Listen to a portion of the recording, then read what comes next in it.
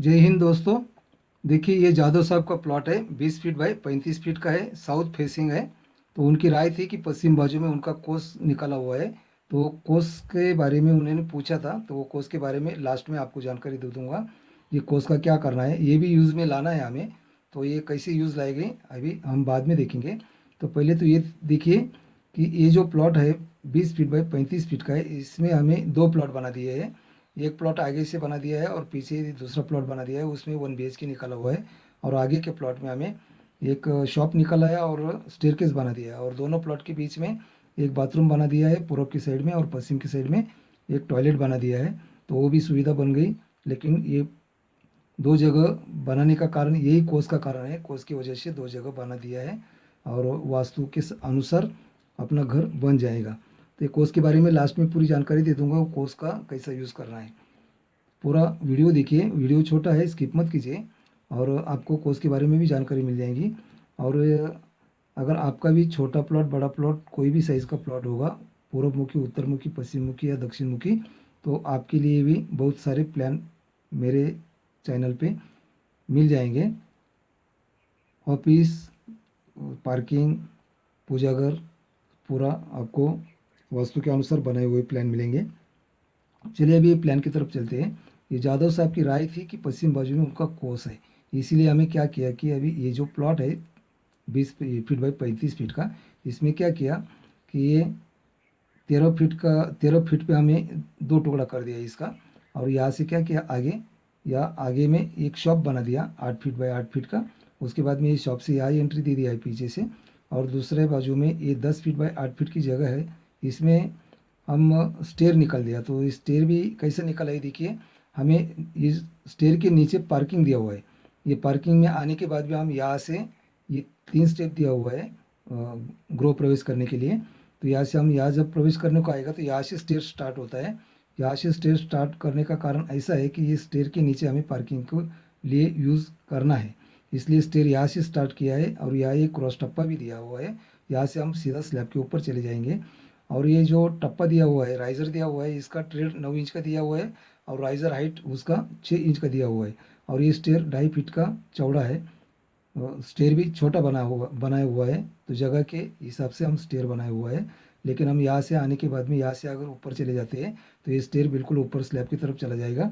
और स्टेयर के नीचे की पूरी जगह हमें यूज़ करने को आएगी। यहाँ एक ये पीला रंग में पीला कलर दिया हुआ है। इसमें हम एक सेफ्टी सेफ्टी टैंक भी बनाया हुआ है। और सेफ्टी टैंक के ऊपर हम पार्किंग भी करा सकते हैं। अभी जादव साहब की राय थी कि पश्चिम बाजू में उनका कोस है। तो ये कोस कितना बड़ा है और कौन सी साइड में है, ये हमें पता नहीं है। फिर भी हम यहाँ उनको दिखाता है कि ये कोस का क्या करना है और कैसे यूज़ लाना है, वो लास्ट में बताएंगे। पहले हम ये प्लान देख लेते हैं। देखिए अभी यहाँ हम जब एंट्री करते हैं तो ये ओपन स्पेस में आ गए। ये open space 7 feet by 4 feet का ओपन स्पेस मिला है, ये वास्तु कट करने के वजह से। और देखिए पूर्व की साइड में 4 फीट बाई 5 फीट का बाथरूम दिया हुआ है, और पश्चिम की साइड में 4 फीट बाई 3 फीट का टॉयलेट दिया हुआ है। अब ये टॉयलेट और बाथरूम और ये पीछे का वास्तु, इसका कोई संबंध है ही नहीं, क्योंकि वास्तु हम यहाँ से कट कर दिया है। देखिए अभी मेन वास्तु में हम यहाँ से ये एंट्री करेंगे। तो यहाँ से एंट्री करते हैं तो पहले हम लिविंग में आएंगे। ये लिविंग 10 फीट बाई 11 फीट का है, बिल्कुल कंजेस्टेड नहीं है। और देखिए यह एक ब्रह्मस्थान निकल के दिया हुआ है। ये जो इतना वास्तु है हमारा, ये इतना वास्तु का सेंटर यहाँ निकलता है, और यहाँ से भी सेंटर यहाँ निकलता है। तो ये ब्रह्मस्थान भी हम बना दिया है अलग से। ब्रह्मस्थान के ऊपर कोई दीवार नहीं होना चाहिए या कॉलम नहीं होना चाहिए, कोई भी निर्माण नहीं होना चाहिए, दीवार के बाजू में ब्रह्मस्थान निकलना चाहिए। अभी देखिए ये आग्नेय कॉर्नर आता है। ये आग्नेय कॉर्नर में हमें यहाँ एक किचन बनाया हुआ है। ये किचन भी वास्तु के अनुसार आग्नेय कॉर्नर में चाहिए। ये 8 फीट बाई 10 फीट का किचन है। अब ये किचन के सामने हम यहाँ जब एंट्री करते हैं तो यहाँ एक छोटा सा रूम निकाला हुआ है। ये 8 फीट बाई 6.5 फीट का रूम है। ये स्टडी रूम के लिए यूज़ कर सकते हैं या गेस्ट के लिए भी यूज़ कर सकते हैं। और इसी के अंदर एक पूजा घर बनाया हुआ है।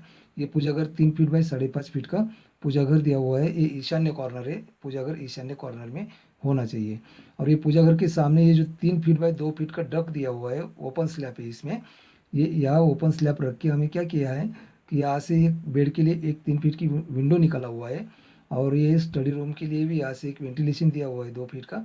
उसके बाद में यहाँ पूजा घर के सामने भी एक वेंटिलेशन दिया हुआ है, तो लाइट का भी कोई प्रॉब्लम नहीं आ रहा है।